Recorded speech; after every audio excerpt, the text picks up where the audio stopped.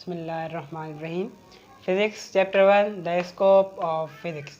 अॼु असां पढ़ंदासीं चैप्टर 1 फिज़िक्स जो द स्कोप ऑफ फिज़िक्स। ने reasons behind to study the science. अहिड़ा कहिड़ा रीज़न आहिनि जेको असां साइंस खे स्टडी कंदा आहियूं। साइंस खे छा लाइ स्टडी कंदा आहियूं? The rusting of the iron, the growing of the plant, the colour of the rainbow. अहिड़ा काफ़ी राज़ आहिनि, अहिड़ा नेचर में अहिड़ा राज़ आहिनि जेके ख़्वाहिश करण लाइ असां साइंस जी स्टडी कंदा आहियूं। ऐं अहिड़ा इन्हनि सभिनि राज़ मां हिकु न्यूटन बि हिकु असांखे राज़ ॿुधायो, न्यूटन ग्रेविटी वारो राज़ ॿुधायो ऐं चयईं त ज़मीन में कशिश आहे। अहिड़ो इहो राज़ आम माण्हू न पियो सम्झी सघे ऐं इनखे न्यूटन सम्झायो। न्यूटन चयो त ज़मीन में जेका कशिश आहे तंहिंजे करे इहो ग्रेविटी आहे हिकिड़ो क़िस्म जो। तंहिं करे हिते लिखियलु आहे the colour in the rainbow कि बरसात खां बाद बरसाति थिए थो, उनखां बाद जॾहिं लाइट लॻे थी त उहो 7 रंगनि में टुटी वञे। जेके ड्रॉप्स ते मौजूदु आहे उहे 7 उनखे जॾहिं लाइट लॻे थो उहे कलर्स में उहो थिए थो, फैलिजे थो ऐं उहो 7 कलर्स में उनखे छा चइबो आहे? रेनबो चइबो आहे। इन छा जो मिसाल आहे? डिस्पर्शन ऑफ लाइट जो मिसाल आहे। ऐं ईअं काफ़ी राज़ आहिनि, जीअं ड्रॉपिंग ऑफ द मैंगो थी वियो, इहे छा आहे? ग्रेविटी जो हिकिड़ो मिसाल आहे। इहो बि हिकिड़ो रीज़न आहे। The rusting of the iron piece. अहिड़ा काफ़ी लॉ आहिनि, कंहिं लॉ खे ज़ंग लॻंदो आहे, कंहिं लॉ खे ज़ंग न लॻंदो।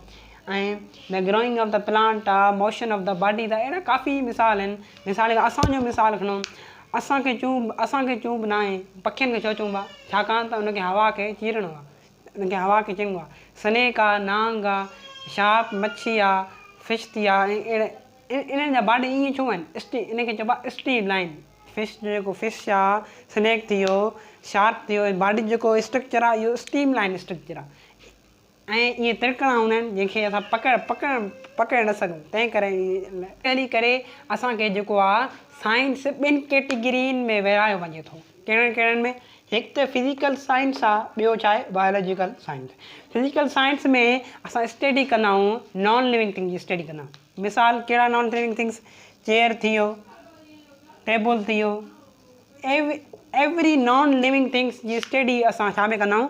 हिन में फिज़िकल साइंस में। जहिड़ो बि नॉन लिविंग थिंग अचे, एवरी जेको बि शइ आहिनि असां नॉन लिविंग जी स्टडी कयूं, उनखे छा चइबो आहे? Physical science. वरी ॿियो अचे थो बायोलॉजिकल साइंस। बायोलॉजिकल साइंस में असां जानदार शइ जी स्टडी कंदा आहियूं, लिविंग थिंग्स कीअं? जीअं ह्यूमन थी वियो, ह्यूमन बर्ड्स थी विया, स्नैक्स थी वियो, मैमल्स थी विया। जेके बि लिविंग थिंग में अचनि था उन्हनि जी स्टडी खे असां बायोलॉजिकल स्टडी चवंदा आहियूं। जीअं ह्यूमन जी स्टडी थी वई, बायोलॉजी में पढ़ंदा हूंदो, डिफरेंट स्टडीज़ पढ़ंदा हूंदो, डिफरेंट के स्ट्रक्चर खे पढ़ंदा हूंदो, स्टडीज़ कंदा हूंदो लिविंग थिंग जी। ऐं बायोलॉजिकल साइंस असांजो इहो आहे। हाणे अॻिते हली करे डेफिनेशन ऑफ फिज़िक्स छा आहे? फिज़िक्स जी डेफिनेशन हाणे पढ़ंदासीं। The branch of physics, physical science. जेको फिज़िक्स आहे उहो छा जो ब्रांच आहे? फिज़िकल साइंस जो ब्रांच आहे। The branch of physical science which deal with the study of matter and energy and interaction between them. छा वरी ॿुधायांव थो। The branch of physical science which deal with the study of matter and energy ऐं matter जी study खे बि physical science चवंदा आहियूं। कीअं? मैटर आहे प्लस एनर्जी, इन्हनि ॿिन्हिनि जी छा कयूं? स्टडी खे।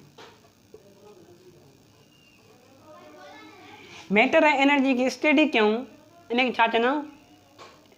फिज़िक्स कंदा आहियूं। ऐं मैटर एनर्जी, इन्हनि जे विच में रिलेशनशिप जेको हूंदो, इन्हनि जे विच में छा हूंदो? रिलेशन।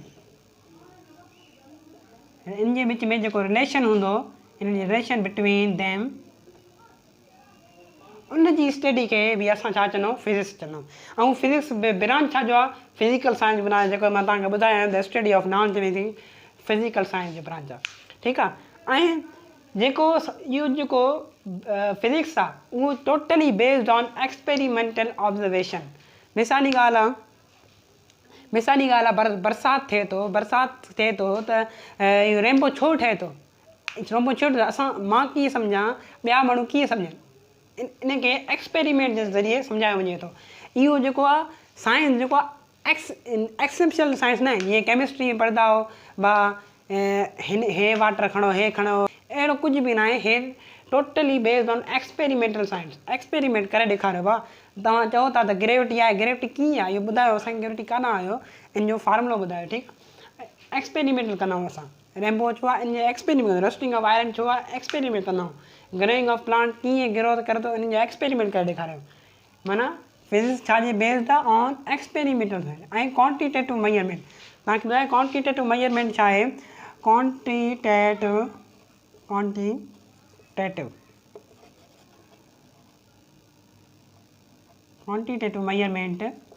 क्वांटिटेटिव मेजरमेंट जेको फार्मूला जे ज़रिए प्रूव करे, जीअं E = न्यूटन जो हिकिड़ो फार्मूलो हुयो, जेका एनर्जी माना को बि अगरि तव्हां राह ॾियो था त उनखे असांखे फार्मूला जे ज़रिए मैथामेटिकली प्रूव करे ॾेखारियो, उनखे छा चइबो आहे क्वांटिटेटिव मेजरमेंट।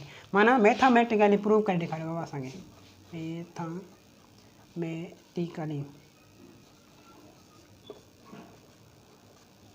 मैथामेटिकली प्रूव करे ॾेखारियो त बाबा इहो सच आहे या न आहे। हाणे न्यूटन त चलो सही आहे, हाणे ॿिया माण्हू कीअं उनखे मञनि, इनखे असां चवंदा आहियूं क्वांटिटेटिव मेजरमेंट, माना मैथामेटिकली प्रूफ असांखे करे ॾेखारियो।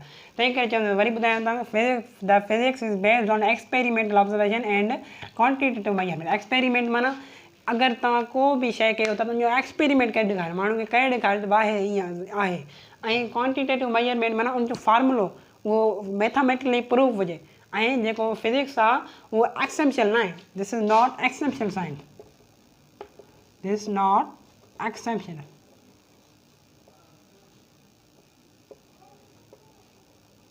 एक्सेप्शनल इहो साइंस बिल्कुलु बि न आहे, इहो प्रूव घुरंदो आहे। Experimental observation and quantitative measurement इहो मैथामेटिकल प्रूव घुरंदो आहे। हर शइ जो प्रूव आहे फिजिक्स में, हर शइ प्रूव घुरंदो आहे। ऐं ॿियो तव्हांखे सम्झाइणु चाहियां थो, हाणे असां पढ़ंदासीं त हिस्ट्री छा आहे, साइंस जे मेन काइंड में हिस्ट्री छा आहे। साइंस जी हिस्ट्री थोरो असांखे इंट्रोडक्शन ॾियां थो, अॻिते इनशाला चैप्टर्स में वज़ाहत आहे, ठीकु आहे। तव्हांखे हिन जो हाली मां तव्हांखे ॿुधायां थो त इहो कीअं आहे, साइंस केतिरो पुराणो आहे। जीअं इंसान ज़ात पुराणो आहे, इंसान ज़ात खे केतिरा साल थी विया आहिनि, ईअं ई साइंस पुराणो आहे। ईअं ई जे मेन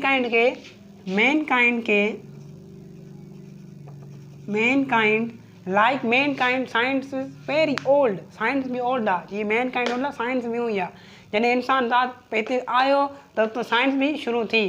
साइंस माना कीअं, जेके अॻु में माण्हू रहंदा हुया, केव में रहंदा हुया, गुफ़ा में रहंदा हुया, उहे बाहि कीअं ॿारंदा हुया, इहो 2 स्टोन खे ईअं रब कंदा हुआ त छा थींदो, फायर ॿरंदो, बाहि थींदो।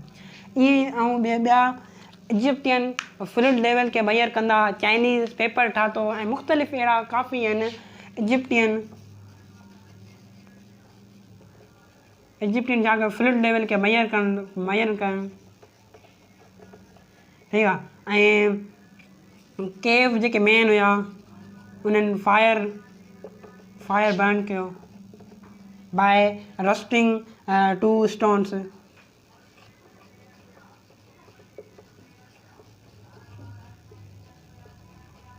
अहिड़ा काफ़ी जेके असां हिन में पढ़ंदा आहियूं। ऐं चाइनीज़ जेको आहे उन पेपर हो कयो, चाइनीज़ पेपर ठातो, चाइनीज़ इन्वेंट पेपर,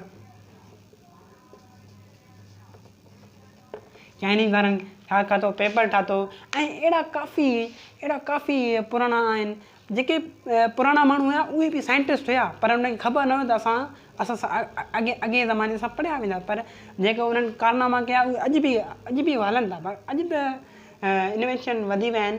ऐं इजिप्टियन जेके आहे उहे फ्लूइड लेवल खे मेजर करणु लॻा। उहे माना जेके अॼु जेके इंजीनियरिंग उनखे हिननि जी डिग्री ज़रूरु करणी पए थी। अहिड़ा काफ़ी आहिनि, काफ़ी जेके मेन काइंड पुराणा आहिनि उहे असां पढ़ंदा आहियूं। लेक्चर हुयो द स्कोप ऑफ फिजिक्स, तव्हांखे पढ़ायमि त फिजिक्स में छा रीज़न फ़ाइश करण लाइ, नेचर में रीज़न खे फ़ाइश करण लाइ असां साइंस पढ़ंदा आहियूं। वरी साइंस 2 कैटेगरीज़ में डिवाइड कयो वियो, फिजिक्स साइंस, बायोलॉजिकल साइंस। फिर डेफिनेशन ऑफ फिजिक्स पढ़ायोमांव तव्हांखे। वरी बेस छा थिया, एक्सपेरिमेंट थिया। ॿियो तव्हांखे ॿुधायमि क्वांटिटेटिव मेजरमेंट छा आहे, ठीकु आहे, एक्सपेरिमेंट ऑब्जर्वेशन छा आहे। ऐं मुख़्तलिफ़ तव्हांखे अहिड़ा शयूं ॿुधायमि त साइंस केतिरो असांजो पुराणो आहे। जीअं मेन काइंड असांजो पुराणो आहे, ईअं ई साइंस असांजो पुराणो आहे।